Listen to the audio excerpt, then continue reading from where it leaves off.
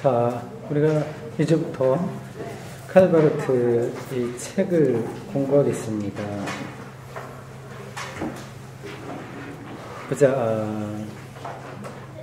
일단 책이 없으면 좀 강의 듣기가 조금 불편할 거예요. 이 안에 있는 걸 제가 읽으면서 설명을 할 테니까요. 다 가지고 계시죠? 네, 없으면 옆에 분들하고 같이 좀 보셔야 되겠습니다. 이렇게 진행하겠습니다. 50분 하고요. 10분 쉬었다가 다시 50분 하고 이렇게 해서 2시간 하도록 하겠습니다. 여러분들 편하게 중간에 졸리거나 다른 볼 일 있으면 나가셔도 됩니다. 나갔다가 들어왔다 편하게 이렇게 하시길 바랍니다.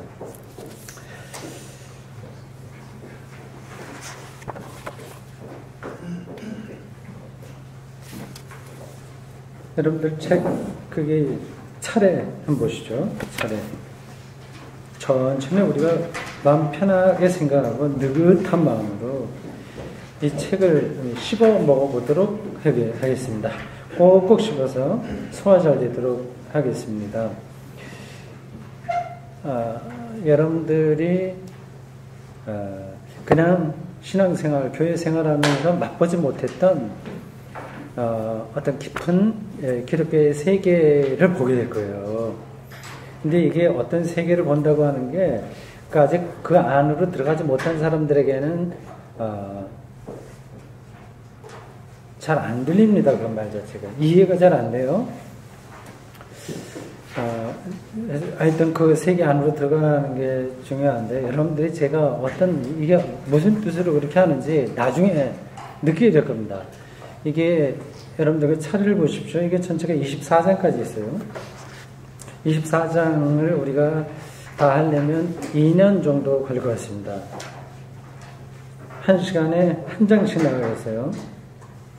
그래서 2년 지난 다음에 여러분들이 정말 그 기독교 신학, 기독교 영성의 진수를 맛봤다. 그런 느낌이 들 겁니다. 즐거운 거예요. 그러니까 학문의 즐거움이에요. 니체가 그런 책을 썼을 거예요. 학문의 즐거움.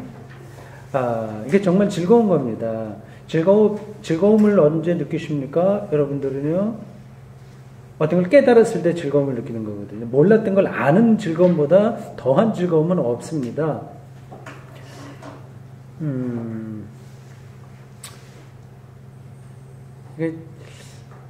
제가 이제 그런 과정을 거쳐 왔으니까 이렇게 말씀드릴 수 있어요. 일반적으로 기독교 신자들이 기독교를 알고 있는 것은 그냥 흔한 비유로 시각장애인이 코끼리 만지는 거하고 비슷한 겁니다. 어떤 사람은 코끼리 이렇게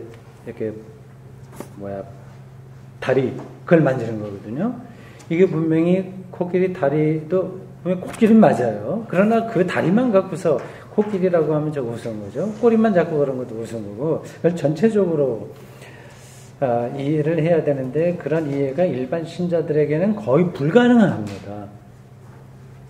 이게 신학을 전공한 사람의 좀 교만 아니면 헛소리처럼 들릴 수도 있긴 있는데 실제적으로 그렇습니다. 그러면 그날 신학의 세계를 모르면 기독교 신앙을 안 하는 거냐? 그렇지는 않습니다. 그걸 몰라도 괜찮아요, 사실은요. 교회가 제시하고 있는 어떤 예배, 그리고 이런저런 활동들, 그런 정도 안에 들어와서 좀 가능한 대로 건강해야죠, 사실은요. 그렇게 쭉 가더라도, 그렇게 괜찮습니다, 그렇게 살아도. 그러나, 이제, 기독교 신앙의 진수를 정말 맛본다. 이제 그런 생각이 있다면 당연히 이러한 신학 공부가 필요합니다. 그래서 2년 동안 우리가 공부하겠습니다. 2년 동안 지난 다음에 여러분들이 내 기독교를 아는 관점이 완전히 새로워졌네. 아마 그런 것들이 있으면 좋겠습니다. 그럼 제가 강의도 열심히 좀 잘해야 되고요. 여러분들도 잘 들어야 되고 또 그렇게 그거를 동기부여하기 위해서 뭐를 해야 될까요? 여러 가지가 있겠죠. 뭐 이렇게 내가 질문했을 때 잘 대답하면 뭐 상품도 준다거나 아니면 중간에 시험도 본다거나 번개 쪽지 시험 같은 거 갑자기 한 조그만 종이에다가 우리가 배운 내용 중에서 어떤 부분을 좀 이렇게 적어보십시오 할 수도 있습니다. 근데 그렇게 하게 되면 부담이 느껴서 점점 안 나올 테니 그건 포기하고 그냥 제가 이야기하도록 하고 어쩌다가 뭐 기분이 나면 상품 주는 거 그건 준비하도록 하겠습니다. 상품 줄게 상으로 낼게 제 서재에 아주 정말 많습니다. 기대하십시오. 여러분들 차례를 보세요. 1번서부터 24번까지 있네요.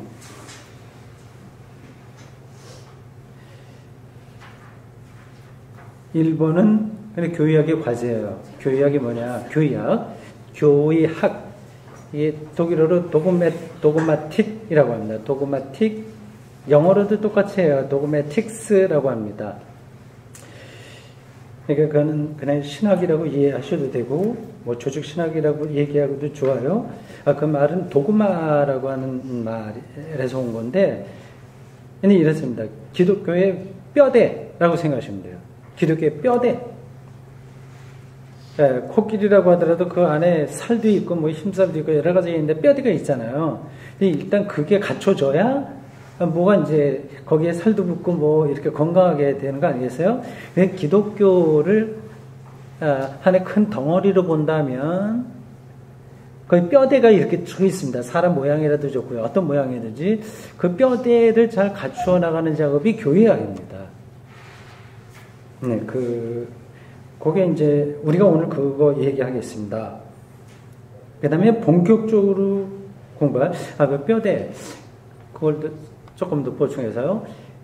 기독교 신앙의 그 뼈대를 가장 정확하게 말하고 있는 신조가 있습니다. 그게 뭘까요? 고백문, 신조. 우리가 예배 때 하는 사도신경입니다. 그게 기독교의 뼈대예요, 사실은. 그것만 잘한다면 기독교가 뭐냐 하는 것을 다 안다고 볼 수 있어요. 그러니까 우리가 이제 계속해서 그 이야기를 할 겁니다. 사도 신조에 나와 있는 거를 말하게 될 텐데 만약에 여러분들이 이거를 충분하게 이해하면 신학대학 졸업한 거 못지 않습니다. 사실은 다 그거를 정확하게 이해하려고 하는 준비 과정이에요. 네, 교의학의 과제를 1번으로 다루고요. 그 다음 보십시오. 2, 3, 4 요거는 믿음에 대한 거예요. 그래서 사도신경에 처음 문구 시작하는 게 뭐죠? 처음에 뭘로 시작하죠? 문장이 사도신경이 처음 문장 시작하는 게 뭐죠? 전능하사? 그건 옛날 거고 처음엔 나로 시작하죠. 나는 이렇게 하고 믿습니다예요. 나는 믿습니다예요. 첫 문장이. 우리나라 말하고 달리 저쪽 서양이나 이런 쪽에는 절 그러니까 주문이 있고 그 다음에 목적절 무슨 절 있잖아요. 그게 뒤로 와요. 근데 우리는 그게 좀 앞으로 와죠. 주어가 있고 그 다음에 나는 어떤 분을 믿는다 이렇게 나오지만 원래 문장은 나는 믿습니다 해놓고 그 다음에 이거 이렇게 나오게 됩니다. 그러니까 믿는다고 하는 게 뭐냐를 설명하는 거예요.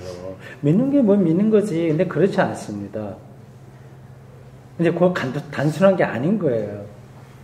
근데 그건 이제 설명하죠. 2번서부터 4번까지 나옵니다.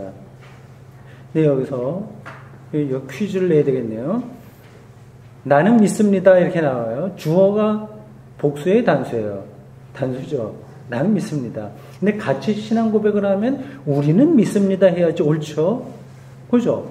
같이 예배 드릴 때 사도신조하는데 우리는 믿습니다 뭐를 하는 것이 당연한 거 아니겠습니까? 근데 왜 이 사도신조는 단수 나는 믿습니다라고 할까요? 아시는 분? 누구? 뭐라고 그랬어요? 말해보세요. 세례할 때 고백하는 세례 받을 때 고백하는 것이기 때문에 신앙은 개별적인 그렇죠. 그게 이제 그 얘기를 또 같이 섞으면 됩니다.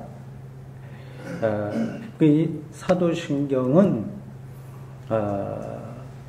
로마 교회에서 세례받을 사람들에게 요청한 신앙 고백이에요. 세례받을 때 이거를 고백해야 세례받을 수 있습니다. 그러니까 신앙 고백에서는 자기가 하는 거죠. 그래서 나는 믿습니다. 이렇게 합니다. 그걸 3번 얘기해요. 나는 믿습니다. 그래서 쭉 내려갔다가 나는 믿습니다. 쭉 내려가서 나는 믿습니다. 3가지를 합니다. 왜 3가지를 할까요? 네, 그렇죠. 그 처음에 뭐를 믿는다고 그러죠? 하나님이죠. 두 번째는 그리스도고요. 세 번째는 성령입니다. 네, 그렇게 3번 신앙 고백을 합니다. 5번에서 9번까지 이게 하나님에 대한 얘기예요. 10번에서 20번까지가 예수 그리스도에 대한 얘기. 이게 제일 많죠. 이게 재밌는 게 사실은 기독교가 시작됐다면 예수 그리스도를 먼저 해야 되는데 예수 그리스도에 대한 믿음이 두 번째로 들어와요. 앞에 더 전제되는 게 있습니다. 하나님을 믿는 거예요. 그러니까 유대교가 얘기하는 그 하나님입니다.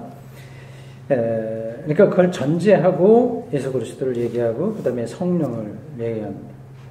구조가 그렇게 되어 있습니다. 여기 나온 24가지 항목을 우리가 앞으로 2년 동안 하겠습니다. 저도 기대가 돼요. 이 바르트만이 아니라 많은 사람들이 사도신경을 해석했습니다. 많은 사람들이. 제가 번역한 판넨베르크의 사도신경 해설이 있습니다. 이 책이에요. 판넨베르크. 이 칼 바르트와 판넨베르크. 아마 여러분들이 일반적으로 교회에서 신앙생활할 때 이런 사람들 이름 많이 들어보지 못했을 거예요. 칼 바르트는 좀 어쩌다가 듣는다고 하더라도 판넨베르크는 거의 듣지 못합니다. 한국이 이제 보수적인 교회, 보수라기보다도 아주 좀 근본주의적인 문자주의에 속한 교회가 많아요, 사실은요. 교단마다 약간 차이가 있긴 있는데, 여러분들 한국 교회 교단 알죠? 어느 게 있는지. 그걸 조금 여러분들 상식적으로 이해하시라고 다시 한번 그 흐름을 좀 말씀드리면 다음과 같습니다. 가장 우익적인 교단이 있고, 가장 좌파적인 게 있어요. 이제 우리 쉽게 얘기해서 우파, 좌파 이렇게 얘기합니다. 그리고 중도가 이렇게 있어요. 이게 우익 쪽으로 나갈수록, 우익이라기보다도 보수 쪽으로 갈수록, 근본주의죠. 갈수록 근본적이고 성서를 문자적으로 이해합니다. 조금 좌쪽으로 갈수록 약간 문자주의에 떨어지지 않고 좀 새롭게 해석하려고 하는 걸 입장됩니다. 그러니까 가장 오른쪽에 있는 사람, 그 교단이 누굴까요? 어딜까? 장로교회에서 합동이라든지 고신이라든지 이런 데가 그렇습니다. 그리고 가장 좀 왼쪽으로 진보적이라고 하는 교단이 어딜까요? 예, 기독교 장로회, 그것도 같은 장로예요. 기독교 장로회 이런 쪽이에요. 그리고 감리교회가 약간 조금 더 오고 저쪽에서 조금 더 오고 합동에서 조금 더 왼쪽으로 중도적으로 오는 게 통합 측이고 성결교회는 중간쯤 있나 이렇게 좀 뭉쳐 있습니다. 근데 그 루터교회도 있고 등등 여러 가지 많은 교파들이 있는데 일단 그렇게 3가지 가장 근본적이고 문자주의적인 그런 입장에 있는 교파가 있고 그것을 뛰어넘으려고 하는 그런 진보적인 그런 교파가 있고 이제 가운데 있는 교파가 있습니다. 이제 교단에 따라서 약간씩 특징이 있긴 있는데 전반적으로는 한국 교회는 교파가 어디든지 기장에 속했다고 하더라도 대개는 이 문자주의에 떨어져 있습니다. 대다수는.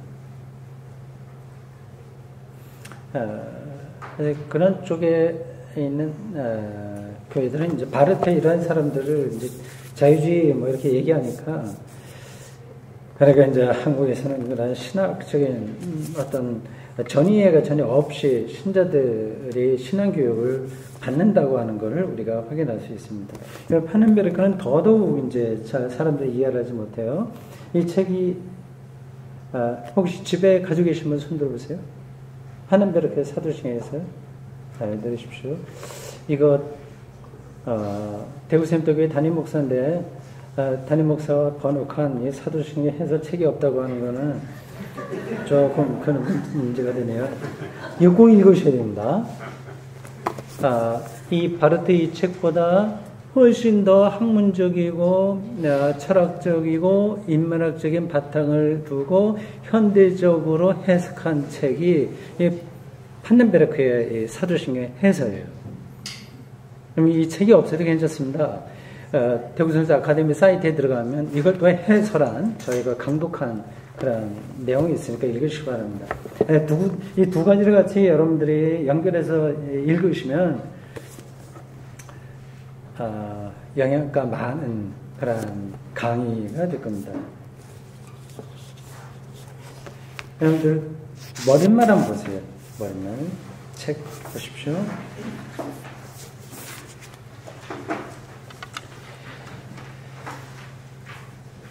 이 강의는 무너져 반쯤 폐허가 된 어느 고성에서 행해졌다. 그 성은 한때 본은 도시 이름입니다. 동서독 통일되기 전에 서독의 수도가 본이에요. BONN. 짧게 끊어서 발음해야 됩니다. 본이 아니라 본 이렇게 돼요. 본 선제후에 위풍당당했던 선제후라고 하는 지위는 선제후의 지위는 황제가 될 수 있는 피선거권이 있는 영주를 가리켜요. 선제후에 위풍당당했던 성이었으며 독일에는 성이 많습니다. 프랑스에는 뭐가 많을까요? 수도원이 많습니다. 수도원. 프랑스는 수도원이 많고 왜 많을까요? 그건 가톨릭이 국교와 거의 같으니까 그렇게 오랫동안 지나왔기 때문에 수도원이 많아요. 유명한 수도원 많습니다. 어느 수도원인가는 여자 수도원인데 그 수도원에는 재밌네요. 그 수도원마다 특징이 되어 있습니다. 그 수도원은 거울을 지참하지 못해요. 그래서 어떤 르포 기자가 거기를 정말 다 이제 못 들어가게 되는데 원래 그러한 수도원이 많습니다. 일반인들 출입 못하는 수도원이 많아요. 그런 수도원 이름을 뭐라고 부르던데 까르메 수도원인가 그런 수도원이 있습니다. 기독교 영성의 핵심은 수도원 영성이에요. 수도원. 거기 수도원에 남자 수도원이건 여자 수도원이건 거기에서 핵심적으로 하는 거 두 가지예요. 아시죠? 두 가지. 하나는 기도하고 또 하나는 노동하고 두 가지입니다. 아주 단순하게 살아요. 단순하게 살지만 삶을 풍요롭게 누릴 수 있어요. 이게 참 부러운 거죠. 뭐 우리가 다 그냥 출가해서 수도 승처럼 살 수는 없는데 일단 방향은 그렇습니다. 그러니까 그게 멋들어지게 뭐 수도 승되기 위해서 이렇게 한 게 아니라 정말 거기에 실제적인 삶의 어떤 그 기쁨, 평화가 있기 때문에 많은 사람들이 출가해서 거기 들어갑니다. 우리가 그 사람들과 같이 살 수는 없지만 기본적으로 삶은 그 두 가지라고 하는 것을 염두에 두셔야 될 거예요. 기독교 신앙으로 살려고 하는 사람들은 그러한 어떤 의지 그리고 방향성을 가지고 있어야 됩니다. 아주 단순한 쪽으로 가야 되는 거예요. 기도 이건 영혼의 문제예요. 노동 이건 육체의 문제예요. 이게 두 가지 본질이다. 뭐 돈을 얼마큼 버냐 이런 것들 좀 축소시키고 내가 영혼의 문제 그거하고 몸을 움직이는 그 노동의 문제 이 두 개로 단순화해서 살아간다면 아마 하늘나라에 가까우게 되지 않겠습니까? 근데 그 수도원에 어떤 르포 기자가 들어가서 처음으로 사진을 찍었어요. 그래서 즉석 사진기 있지 않습니까? 플로라이든가 즉석생제 딱 사진 어떤 수녀 찍어서 이렇게 보여줬어요. 그랬더니 그걸 보더니 그 수녀가 늙은 수녀예요. 깜짝 놀라는 겁니다. 자기 처녀 때 들어왔다가 이 수도원에 그 들어오기 전까지는 거울을 봤죠. 근데 그 얼굴하고 지금 거기에 나온 거울의 얼굴하고는 완전히 정말 상전벽해니까 깜짝 놀랐다고 하는 겁니다. 예, 제가 집사람을 만난 게 1900 몇 년도죠? 77년인가? 예. 그때 이제 19살인가 그랬네요. 대학교 1학년이었으니까. 그때 얼굴하고 지금 얼굴 보니까 비슷한 그 사진기에 나온 그런 느낌입니다. 아니, 그래서 수도원에 그런 일들이 있어요. 근데 프랑스에는 수도원이 많이 발전, 카톨릭이니까요. 유명한 게 많습니다. 근데 독일에서는 수도원보다는 성들이 많아요. 그 이유는 이 영주들이 곳곳에 다 있었기 때문에 그렇습니다. 스페인이라든지 스페인이나 프랑스나 이탈리아 이런 나라들은 왕이 있었어요. 전체를 다스리는. 근데 독일에는 그런 왕이 없고 각각 영주들이 다 통치를 하고 있었어요. 그러니까 영주들마다 이제 성을 세운 거죠. 이게 장단점이 다 있는데 그냥 이거 장점 하나만 얘기하자면 마틴 루터가 종교개혁에 성공할 수 있었던 아주 중요한 이유 중에 하나가 이 영주가 있었기 때문에 가능했습니다. 만약에 왕이 한 사람이 독일을 다 다스렸다면 불가능한 이야기예요. 본문 보십시오. 후에 본 대학교 건물로 탈바꿈했다. 이게 아주 그 궁이죠. 궁궐이 대학교 건물이 됐어요. 이런 데가 많습니다. 제가 잠시 머물렀던 뮌스터 대학교의 그 본관 건물도 영주가 살던 궁궐이에요. 굉장히 큰데 그게 다 대학교로 변했습니다. 그런 게 독일에 많습니다. 우리는 매일 아침 7시에 강의를 시작했는데 좀 이르죠? 일을 시작했는데 거의 또 일찍 시작하더라고요. 시작 전 서로 격려를 의미해서 시편 찬송이나 찬송가에는 찬양 한 곡을 부르곤 했다. 8시 되면 뜰에서는 건물 잔해를 치우고 이때가 1946년이니까 전쟁 바로 끝난 그 다음이에요. 재건하는 중 장비에 굉음이 울리기 시작했다. 잠시 양해를 구하고 고백하자면 나는 호기심에 끌려서 폐허더미를 사이를 걸었던 적이 있는데 그때 그 속에서 다행히도 손상되지 않은 슐라이러 마커 흉상과 마주쳤다. 슐라이러 마커 가장 뛰어난 개신교 철학자이자 신학자라고 할 수 있습니다. 이 사람 뭔지 나중에 한번 설명할 기회가 있으면 하겠습니다. 그 후 흉상은 바로 세워졌고 성 어느 곳에서 다시 명예를 되찾았다. 강의에 들어온 이제 상상해 보십시오. 2차 세계대전 끝나고 완전히 초토화됐죠. 독일이요. 상상을 못합니다. 2차 세계 우리 남북전쟁 6.25 끝난 다음에 뭐 평양이라든지 뭐 이런데 원산 뭐 이런데 생각하시면 될 겁니다. 거의 그냥 집 한 채도 올바로 남지 않는 그러한 거거든요. 폭격을 당해서 독일이 이제 그런 상태였습니다. 강의에 들어온 학생의 절반은 신학생이었고 나머지 반은 다른 학과에서 온 이해력 높은 학생들이었다. 여러분들이 생각하는 것보다 이 독일의 학제는 굉장히 건강해요. 신학교가 따로 없습니다. 우리와 같은 신학교는 없어요. 다 대학교 안에 있어요. 그리고 거기는 다 국립대학입니다. 사립대학이 없어요. 그러니까 당연히 다 등록금도 없죠. 다 무료입니다. 조금씩 받는 데가 있긴 있지만 그건 푼돈이고 거의 무료로 학생들 가르치죠. 그러니까 거기는 이 교육 문제를 개개인의 문제가 아니라 그 사회 전체 문제로 안고 있고요. 그리고 의료보험 같은 것도 굉장히 완벽하게 되어 있습니다. 여러분들 상상할 수 없을 정도예요. 그러니까 최소한도 인간이 인간답게 살기 위해서 필요한 게 뭐겠어요? 예? 일단 집이 있어야 되고 거주할 곳이 있어야 직업이죠. 거주보다 직업 문제하고 교육 문제하고 건강 문제입니다.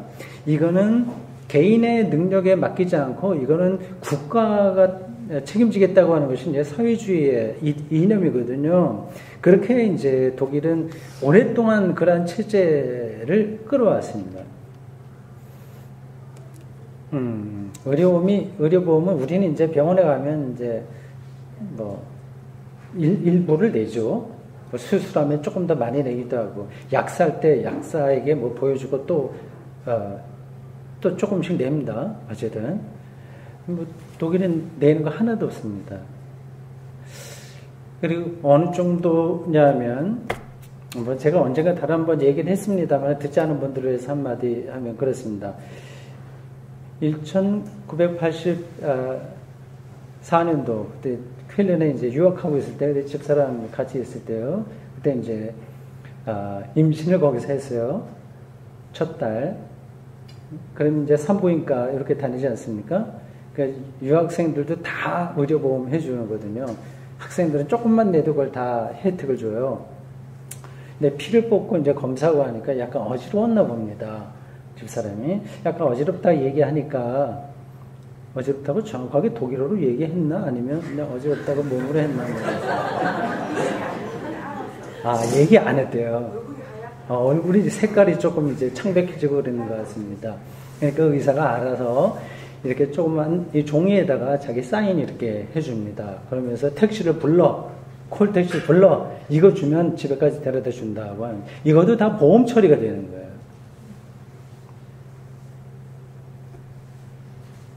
그러니까 교육, 그리고 건강, 직업, 이거는 이제 실업수당 이런 거 굉장히 잘 보장되어 있습니다.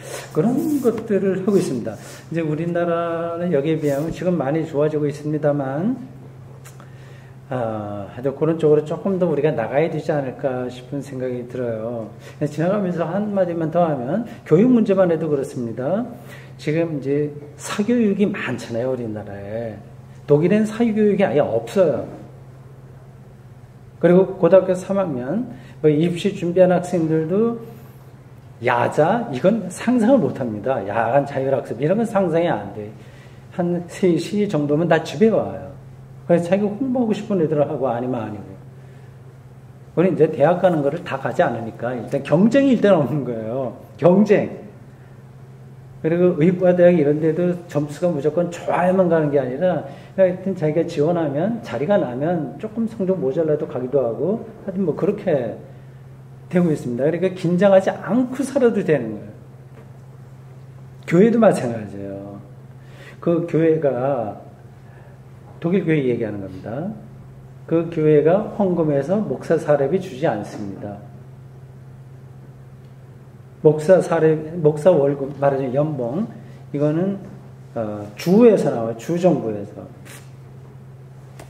예, 뭐, 그거 얘기하려면 시간이 많이 가니까 나중에 또 기회가 되면 하도록 하겠습니다. 예, 학생들이 신학교가 따로 우리처럼 뭐 장로의 신학대학, 총신대학 이렇게 있는 게 아니라 유니버시티, 일반 대학 안에 대학도 그렇게 많지는 않아요. 도시 하나에 하나뿐이 없습니다. 대학이. 뮌스터라고 하면 뮌스터 대학 하나지 여기에 또 뭐 이런저런 대학이 있지는 않습니다. 그러니까 그 대학 안에 학부가 있는 거예요. 개신교 학부, 가톨릭 학부, 뭐 법학부 뭐 이렇게 되어 있습니다. 그래서 신학부에서 개설된 커리큘럼 강의에도 일반 학부 학생들이 제법 많이 들어오죠.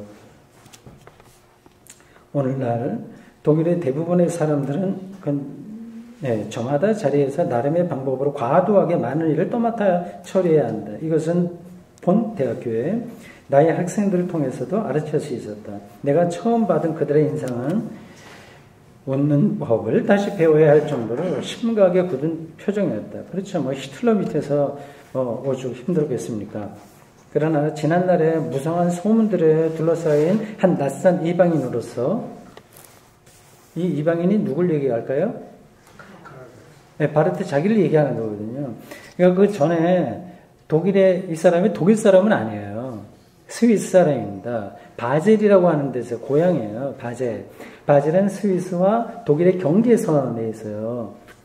저는 가보지 못했습니다. 지난 10월에 잠시 거기 안식을 갈 때 한번 들려볼까 했는데 형편이 잘 안 돼서 지나쳐 왔습니다. 그 바젤 출신, 근데 사실은 거긴 뭐 독일어를 쓰기 때문에 뭐 독일 사람이나 마찬가지죠. 거기 출신으로 이 바르트가 어떤 명성을 얻게 되고 그러자 본 대학인가 어느 대학에 초청을 받아서 이제 강의를 하다가 히틀러에 대한 반대 신학 선언을 했다는 이유로 1934년 뭐 신학생들은 좀 아는 용어인데 그 바르멘 선언이라고 했어요. 바르멘. 그러니까 그 어느 도시에서 그 신학 선언을 한 게 히틀러 반대거든요. 쫓겨났습니다. 그러다가 이제 십몇 년 만에 다시 돌아와서 강의를 하니까 낯선 이방인으로서 이렇게 표현합니다. 내가 그들에게 주는 인상 또한 마찬가지였을 것이다. 서로 긴장하고 표정이 굳어 있었어요. 그 당시의 상황은 결코 잊을 수 없다. 그 학기는 우연하게도 내가 강단에서 보는 50번째 학기였다. 50번째면 25년이라고 하는 건데 한 학기 1년에 두 학기가 있으니까 이건 제가 무슨 의미인지 모르겠어요. 25년이 아니라 훨씬 많이 강의를 한 사람인데 그 모든 시간이 지난 지금 나는 그때야말로 나의 최고의 학기였다고 하는 깊은 인상에 잠겨있다. 나는 이 강의록을 출판하는 것을 많이 망설였다. 이미 사도신경 해설서를 독일어와 프랑스어로 출판하였다. 1935년에 사도신경 크레도 이건 라틴어입니다. 크레도 나는 믿습니다라고 하는 뜻이에요. 라틴어는 그 어미에 이미 이게 주어가 단수냐 복수냐 이렇게 다 들어있어요. 크레도 그러니까 나는 믿습니다라는 겁니다. 그리고 43년에 프랑스어로 그렇게 써 있네요. 그 내용 간단하게 그냥 설명하고 넘어가겠습니다. 읽지 않겠어요. 이 사람이 내가 지금 강의하고 있는 게 왜 새로운 거 아니다. 이미 사도신경 해설서를 독일어와 프랑스어로 냈다. 그리고 이미 많은 이야기를 교회 교의학에서 했고 지금 하고 있는 중이다. 그러니 너무 기대하지 마라. 이제 그 얘기입니다. 그러면서 저희가 이 강의는 이렇게 원고를 다 작성해서 하는 게 아니니 이렇게 좀 엄밀성, 학문적인 엄밀성이 좀 떨어지더라도 이해해달라. 좀 자유롭게 하겠다. 뜻입니다. 넘어가세요. 8쪽 가보십시오.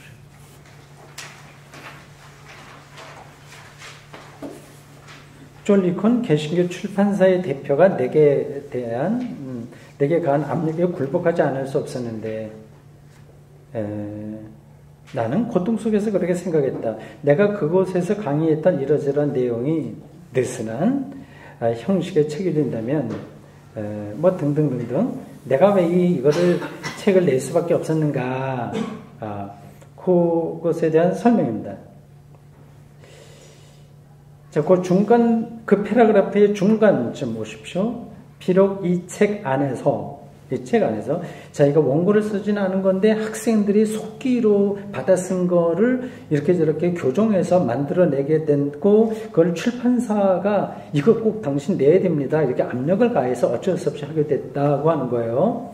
비록 이 책 안에서 많은 시사적 관련성을 찾을 수 없다고 해도 그러니까 뭐 2차 세계대전 끝난 다음에 뭐 복구를 어떻게 할 것인가 그 시사적인 거 그런 것들이 없다고 하더라도 그러니까 좀 재미가 없다고 하더라도 그 얘기죠. 그 느슨한 형식 안에서 그러니까 기독교의 도구마를 일일이 따져가는 거니까 이건 마치 법을 해석하는 것, 헌법을 해석하는 거하고 비슷한 작업입니다. 헌법. 그러니까 법이 뭐냐 그런 걸 따지는 거예요. 그 느슨한 형식 안에서 다시 한번 시간들 사이의 시대가 되어버린 시간들 사이 이게 그 당시 독일의 신학자들이 에게 어떤 암호와 같은 표현이에요. 이 독일어로는 쯔비셴, 된 짜이텐 이렇게 됩니다. 쯔비셴 이거는 영어로 between이라고 하는 거거든요. 뭐뭐 사이에서. between 짜이트 이건 타임이에요. 시간들 사이에서 굉장히 두 가지 의미가 있어요. 근데 이런 공부들, 인문학 공부가 이런 겁니다. 이런 언어 속에 있는 의미가 뭐냐를 찾아가는 거예요. 그래서 좀 재미는 없어요. 뭐 드라마 이런 거하고는 좀 달라요. 그리고 뭐 어떻게 하면 뭐 복을 받는다 이런 거하고도 전혀 차원이 다른 거예요. 아주 좀 드라이한 건데, 그래도 그런 방식을 따라가야만 사실은 그런 방식으로 성수가 기록됐기 때문에, 사실 여러분들 성경 보면 굉장히 뭐 드라마틱하고 재밌는 것 같지만 사실은 이런 생각들, 이런 용어들이 다 거기에 담겨 있습니다. 시간들 사이에, 이건 찌비셴된 짜이텐인데 두 가지 의미가 있어요. 하나는 혼란한 시대다 지금이 2차 세계대전 뭐 어간 이러니까 얼마나 그러겠어요. 시간에 대한 뭐 모호성, 혼란성 그런 거가 하나 의미가 있고요. 또 하나는 종말과 지금 사이가 지금이다.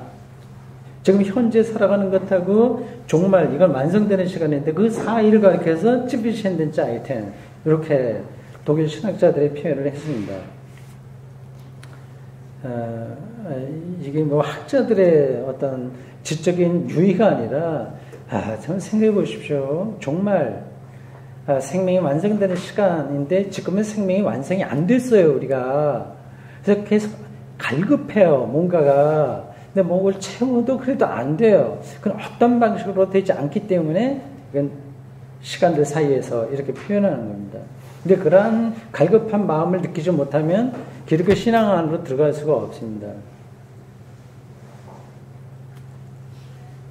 네, 그러한 갈급한 마음 때문에 하나님을 찾는 거죠.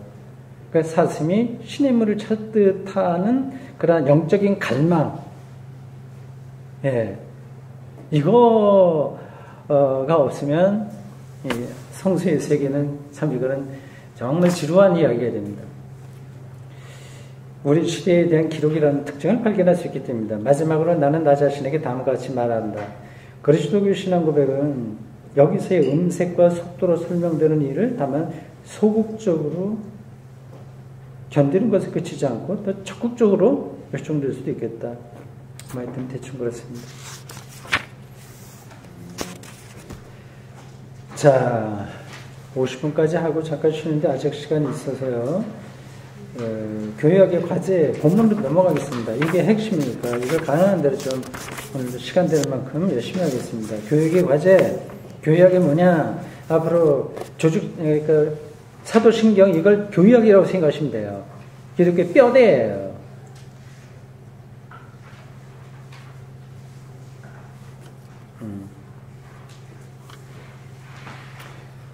이렇게 시작합니다.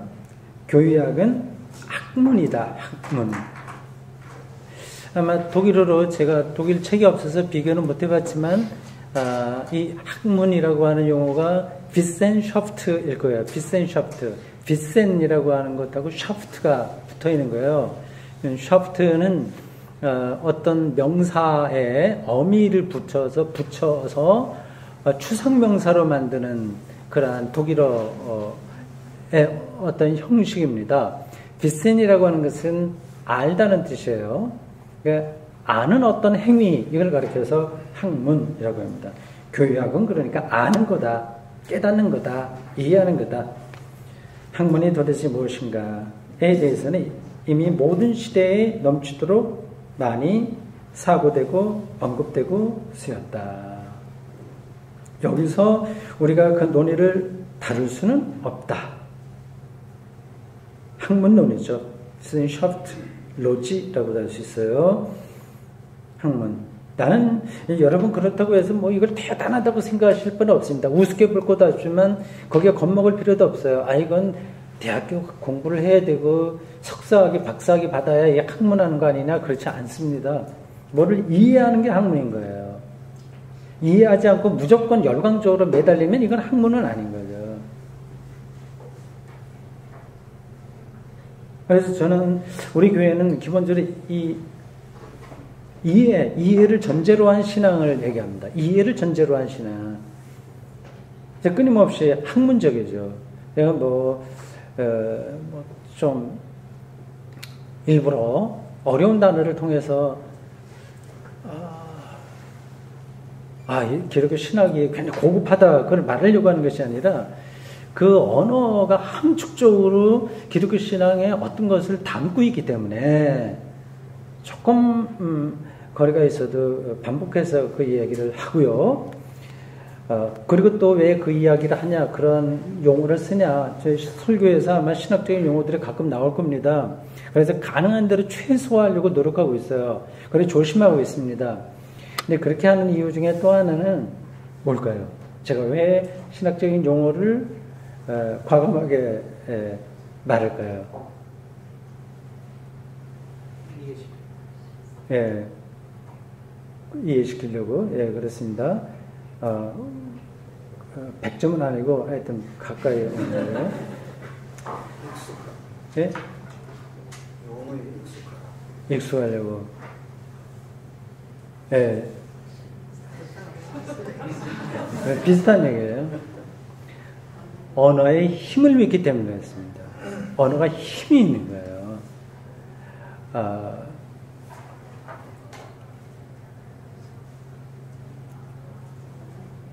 그리고 압축된 이야기죠. 예를 들자면 교회는 종말론적 메시아 공동체다, 이렇게 말하는 말이에요. 종말론적인 메시아 공동체, 이게 신학적인 표현이에요. 멋진 말이네, 그런 느낌이 있겠지만 그래도 뭔가 오는 게 있죠. 전달되는 게. 그 힘이 있는 거예요, 이미. 종말적, 우리는 그 시각, 정말 그 시각을 기독교 신앙은 안고 있습니다. 쉽게 말하면, 종말론적인 시각이라고 하는 것은 이 세계를 열어놓는 거예요. 열어놓는 거예요.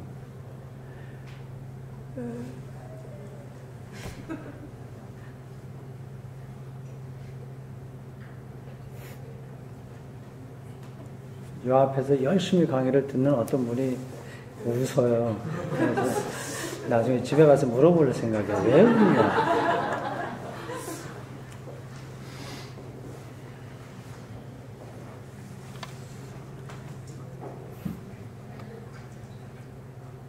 여러분들이 그 말을 아주 조금 더 자극적으로 이해하기 위해서 예를 들면 이런 겁니다.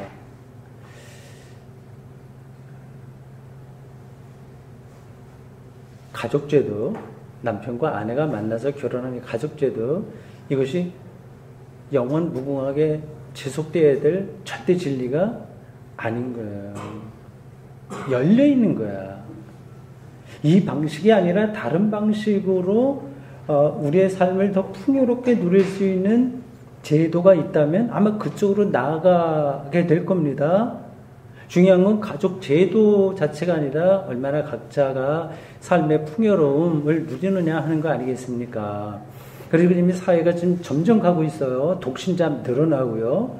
아이들 늦게 결혼하고, 우리 딸들도 지금 뭐 35, 6 이상 되는데도 뭐 전혀 관심이 없네요. 남자에게 만나면 좀 데이트를 하는 것 같은데, 그럼 막 계속해서 만나보고 싶으면 막 그러게 되잖아요. 전혀 그렇지 않네요. 지금 뭐 결혼 점점 다 늦어지고, 어쩜 이런 것이 더 고쳐가 될 수도 있습니다. 뭐 이게 옳다 그르다를 얘기하는 게 아니라, 그리고 또 이성애, 이것이 절대적인 게 아닌 거예요. 동성애를 우리가 부정하면 안 되는 겁니다. 그거를 동의하냐 아니냐 차원이 아니라 열려 있다고 하는 거죠. 그럼 뭐 어떤 절대적인 진리의 기준은 규범은 전혀 없이 모든 것이 마음대로 해도 되냐? 그 뜻은 아닙니다. 그러니까 종말론적 시각을 갖고 있다고 하는 것은 현재 있는 이 체제에, 그리고 삶의 형식에 우리가 예속되는 것이 아니라, 그것은 우리가 할 수 있는 만큼 공동체와 개인의 삶과 가족을 위해서 우리가 잘 간직할 건 간직하면서, 그러나 하나님이 우리에게 제시해 줄 그 생명 세계에 대해서 열린 시각으로 우리가 기다리는 거죠. 종말론적인 메시아 공동체, 뭐 그 메시아는 설명하지 않겠습니다. 그러니까 그런 용어들이 힘이 있는 거예요. 그래서 제가 좀 그런 용어들을 씁니다.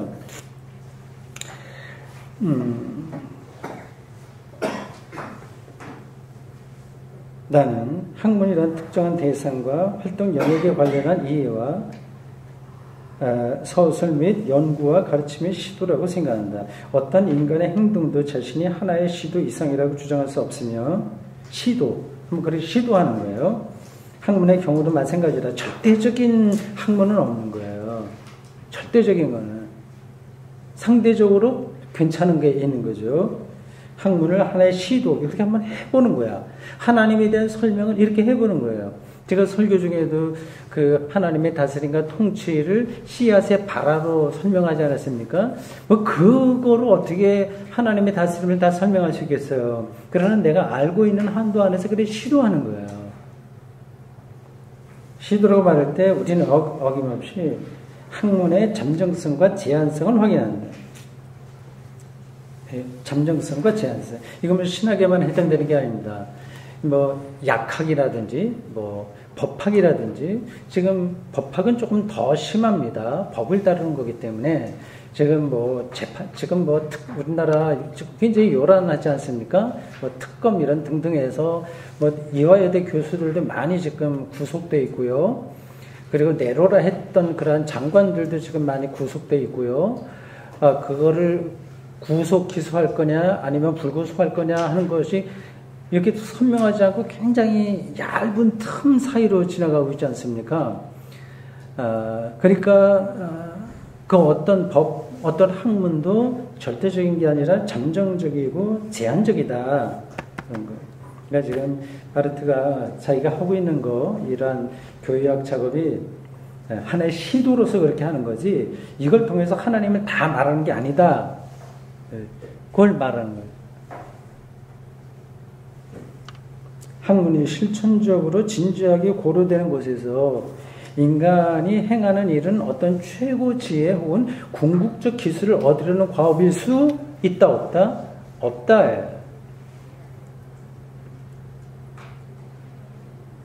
말하자면 하늘로부터 떨어진 어떤 절대적인 학문이란 있을 수 있다 없다? 없다. 그러니까 겁먹을 필요가 없는 거야. 박사학이 아니라 그 할아버지라고 하더라도 하나의 시도예요. 그러니까 예수님 당시에 유대교를 가장 잘 설명하고 거기에 대한 권위를 갖고 있었던 사람들이 누굽니까? 서기관, 바리새인, 제사장들이었잖아요. 그들은 정말 지금의 신학대학 총장이나 박사학위, 신학박사 몇 개 그 책도 수십 권 쓰고 한 사람들과 마찬가지의 권위를 그 당시에는 누렸어요. 그러나 그들은 예수님을 저는 이해할 수 없었던 거예요. 그러니까 하늘에서 뚝 떨어진 건 없다. 이건 다른 학문도 마찬가지예요. 유아 보육 이것도 마찬가지고 예술도 마찬가지로 사실은 그렇습니다. 이 점에 대해서 어떤 미혹도 있어서는 안 된다. 그러니까 신학자가 잘난 척하고 내가 하는 게 이게 진리야 이런 식으로 말하면 좀 웃기는 얘기인 거죠. 하늘에서 뚝 떨어진 걸 자기가 소유한 것처럼 목사들도 그런 점에서 굉장히 이게 이제 참 조심해야 됩니다. 그래서 자기의 설교에 대한 자신감도 있어야 되지만 불안감도 있어야 돼요. 이 두 가지 같이 긴장 속에 있어야 됩니다. 이게 자신 없으면 또 안 되잖아요. 자기가 알고 있는 거를 이게 해야죠. 그러나 자기가 말하는 것이 잘못될 수도 있다고 하는 그 개연성, 그걸 알고 있어야 됩니다. 그렇지 않으면 이제, 그렇지 않고 얘기하면 그 사람은 사이비 교주가 되는 거예요.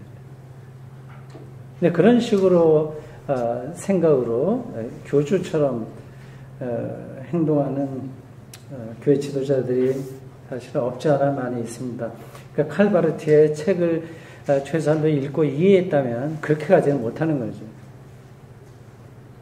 그리스도교 교의학도 마찬가지로 하나의 시도, 곧 이해와 서술의 시도이며 특정한 사람들을 보고 듣고 이해하고 특정한 사실들을 듣고 이해하고 그것들을 함께 묶어서 보고 결합화시키는 질서를 찾아 그 사실들을 학설, 레레, 독일어의 형태로 제공하려는 시도다. 시도가 반복해서 나오고 있죠. 독일어로 페어즈라고 하는 겁니다. 시도다. 모든 학문은 하나의 대상 및 하나의 활동 영역에 관계된다. 어떤 학문도 순수하게 이론에만 혹은 순수하게 실천에만 관계되지 않으며 오히려 한편으로 이론에 관계되면서 다른 한편으로 그 이론이 인도하는 실천에 관계된다.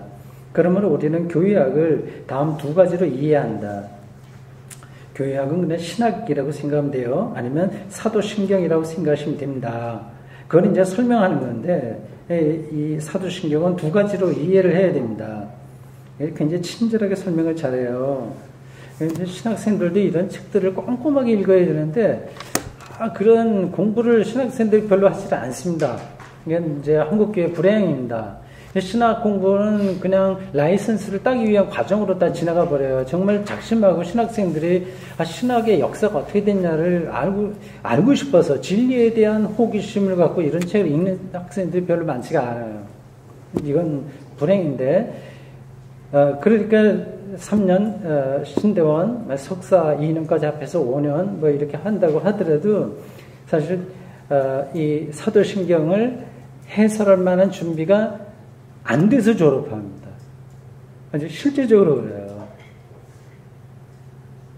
그러니까 평신도들보다 좀 더 아는 게 없어요. 이건 뭐 지식을 많이 안다가 아니라 기독교가 자기를 해명했던 그 도큐멘트죠. 문서예요, 이게. 그게 과연 어떤 배경과 어떤 내용을 담고 있느냐에 대해서 전혀 감을 잡지 못한다니까요. 평신도하고 수준이 똑같아요. 그냥 정보는 많이 알아. 아브라함이 누구를 낳고 어떻게 하고 뭐 그 성서에 대한 정보, 그리고 교회를 성공시켰던 뭐 그러한 뭐 교회 프로그램, 이벤트 그런 것들을 알고 하는 정도지 기독교 영성의 세계에 관심이 일단 없습니다. 그리고 기독교 이거는 신학생들 목사만의 책임이 아니라 한국교회 신자들 평신도들 자체가 거기에 관심이 없으니 그 근본에 대해서 말하는 목사를 청빙하겠어요, 안 하겠어요? 필요 없는 거예요. 와서 재밌게 뭐 이렇게 교회를 끌어가고 교회 특별히 평신도들이 원하는 건 특별히 평신도 지도자들 장로 이런 분들이 원하는 건 뭐예요? 어떤 목사를 원합니까? 와서 교회를 키울 목사를 찾는 거예요. 그러니까 이 바르티 이 책을 읽어야 들어오지가 않아요. 눈으로는 읽지만 마음이 안 가는데. 이게 실제적입니다.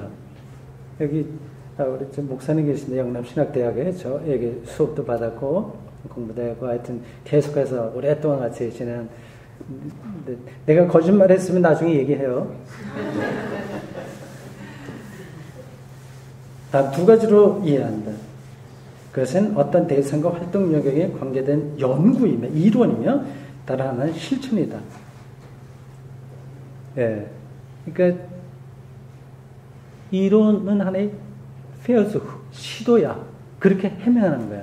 근데 거기에 실천, 기독교의 근본이 어떤 게 실제 프랙티스가 있는 거예요. 요 두 관계로 이 사도신경을 한번 해설해 보겠다 얘기하는 겁니다. 어떻습니까? 여러분, 좀 귀에 들어오세요. 전혀 거리가 멀어요. 들어와요. 뭐 몇몇 분들이 입으로 이렇게 오케이 이렇게 사인을 주셨으니까 이 방식으로 계속 나가도 되겠다 안심하고요. 한 10분 쉬었다가 하겠습니다. 고맙습니다.